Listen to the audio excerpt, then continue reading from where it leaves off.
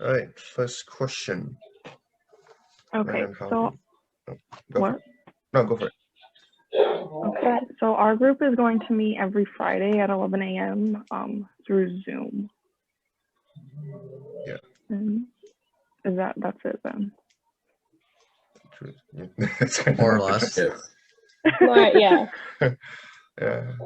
So number two, I think the most confident topic we can talk about as a group is the neuroanatomy of the entire brain structure, the one that we've evolved around the telencephalon, diencephalon, and the metacephalon and the other topics, because it's more structurized. That's less about imagining how everything imagining the entire process, how it works. It's more towards memorizing, the structure of the brain, which one function, which one affect which one. So it's much more easier on that front. It's a lot more like broke down into things that are kind of grouped together and you can understand.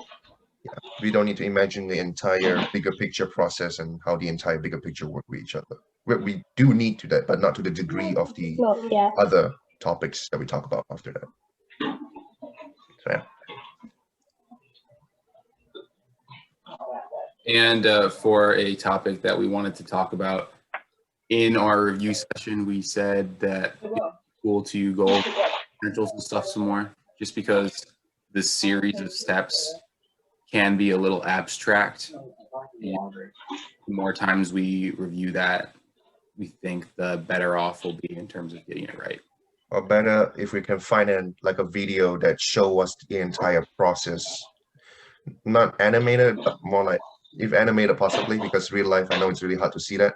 So like possibly an animated of like the actual potential and how it works. That might actually help out a lot. Because like it helps with our imagination of how it works. It fill in the blanks for us in a sense. But I can't find one, so maybe there is none. And as for what works well for like team dynamics and things along that role, we don't really feel assigned roles are all that necessary, specifically for us. We feel that at this point in our lives, we're probably responsible enough to just tackle group work without designating specific roles or specific jobs of our people. Yeah.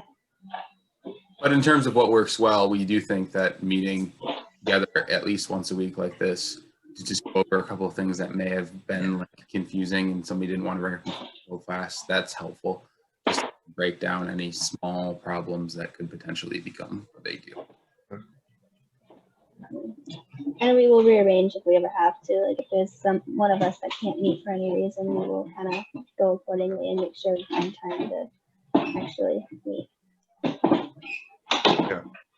So moving forward in part 2, we hope to be able to cover more topics, right? Like finish a lot of the required